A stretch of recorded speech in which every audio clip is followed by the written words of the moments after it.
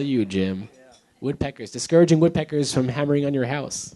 Do you remember the answer I gave the young lady over here back an hour ago about the cats in the yard? There are some things to try.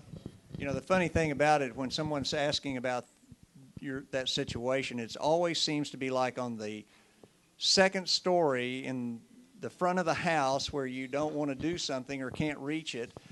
To be quite honest, there are things you can do to try to scare them away. Usually you can't get to them to like spray them with a water hose or anything. I mean, you can put netting around it. I've read about this, and it just typically you have to try different things to see what will. The woodpecker does one of three things. He is going to, and part of it's seasonal, he's going to be hammering for a mate, so that's a seasonal thing. Second of all, another seasonal thing is he's going to be hammering or trying to dig a cavity. He's a primary cavity dweller, so he can make his own cavity. Or he's trying to find something to eat. So two of those things you can try.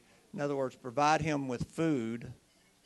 I guess I didn't. Now I keep forgetting to repeat the question. I'm sorry. This is about woodpeckers on your house.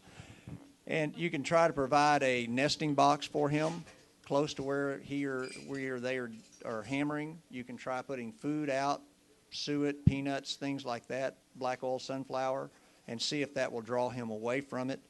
A lot of times it comes down to, the ultimate thing is you have to have someone who's licensed to take them out, to take them and capture them and move them. And but it's really a hard situation to try to conquer a problem that sometimes there's not much answer to. Sometimes you can just go out and hang. This is what I was telling about hanging the pie pan, or hanging something spinning or blowing in that particular place. They may go away. They may move to the other side. I will say this, and it sounds somewhat detrimental to my business, but they make things out there, and I haven't had good success with a few people who have tried them. They talk about scare sounds, alarm sounds that you can put out, and they sound like a distress sound that a woodpecker's in distress or something. And they've worked minimally with minimal success.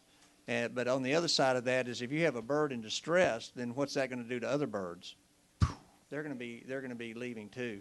So be careful. A lot of times these things are advertised. A lot of these things I would be very careful and research that before you sink much money, because they can be $200, $300, $500 into these ultrasonic sounds before you do that. Look into it, or let me look into it for you. And if a bird is not hammering loud to advertise its territory, and not excavating a nest cavity, but just making smaller holes in your house, that may be a sign that you've got some insect problems. So you may want to investigate that. Termites or even carpenter bees.